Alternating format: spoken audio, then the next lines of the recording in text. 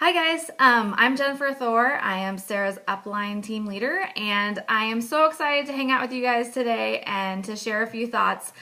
First of all, wanted to congratulate you guys. You guys are doing amazing. It's so much fun and inspiring to see everything that you're doing, and just how you are including so many new women on our team, and the impact that you guys are making on your communities and on our world is just phenomenal. So just congrats.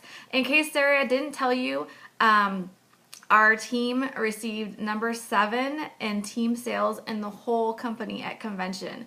We were awarded with that, and it was just an incredible moment to realize really the impact that all of us are making on literacy. So congrats for being a part of that, and look forward to moving up in the numbers next year, and also looking forward to the fall selling season. If you guys are new and have not experienced fall selling season, hold on. It is fantastic. Keep working your business. Keep having more people join your team, because we need all the help we can get going into the fall.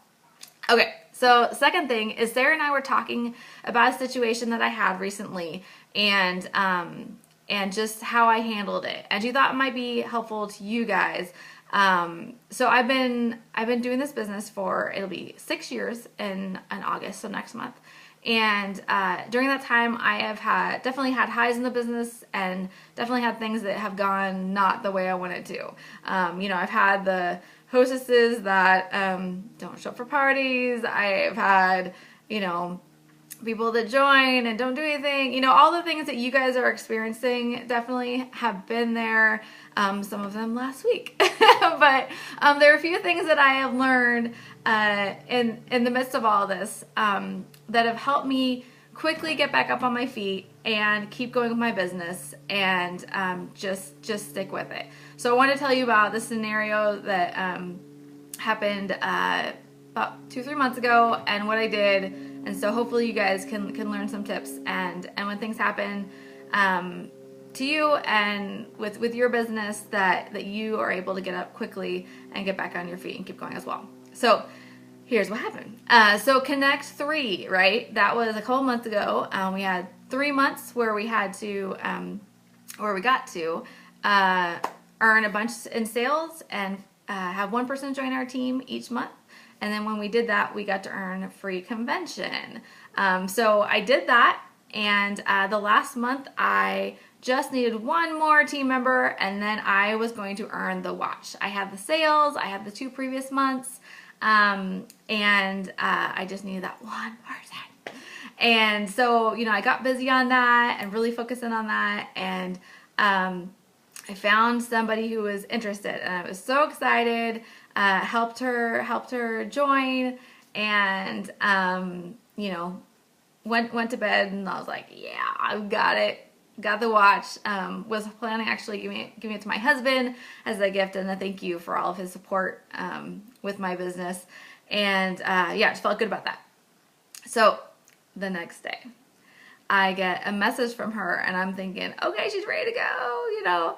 Oh no, it was that message that we all hope that we don't get. It was I talked to my husband after we talked, and he asked a bunch of questions I didn't know the answer to, and so I decided I'm not going to do the business.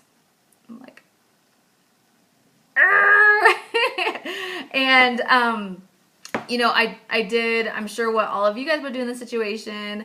Instead of immediately canceling it, I was like, well, are there any questions I can answer for you? Or, if my husband would be happy to talk with your husband if he has concerns. So like from the husband perspective about what this business looks like for your family or anything like that, can I, before we formally go through, can I actually answer those questions for you? Because I'd love to help you, start your business if it's something that would be helpful for you and your family. And after a few times of me kind of offering, she still said no. So we had to cancel her kit. And in doing so, I was not able to complete Connect 3. So how did I respond? First of all, I was mad. I'm human just like you guys, right? So I was frustrated, and I just to be that close to reaching a goal for me. I'm orange, like I'm half orange and half green. So like competition incentives are a big deal to me. So to be that close, I was definitely irritated. And yeah, but then here's the key is what I did with that frustration. I, first of all, let myself be irritated and let myself be, this is so disappointing. And I really wanted that. And just let myself experience those emotions, but not long. Within minutes, I was thinking, okay, but what's the goal? What's my why? What am I really working towards? And I was able to turn off the emotions of frustrated and refocus. So my goal, my why right now is because my husband and I are working to pay off our house. And when we do that, we'll be debt free. And that is what the focus is right now with my business. And I really want director.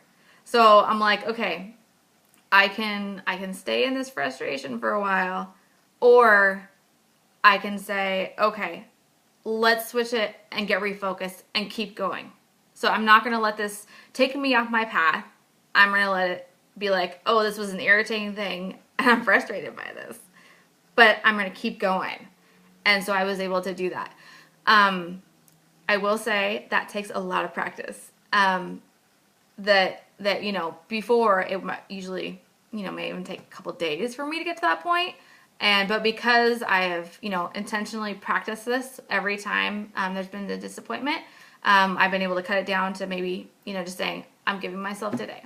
When I wake up in the morning, we are going to pick ourselves back up and we're going to keep going. And now it's gotten to the point where within the day, I can usually turn it around and get back on.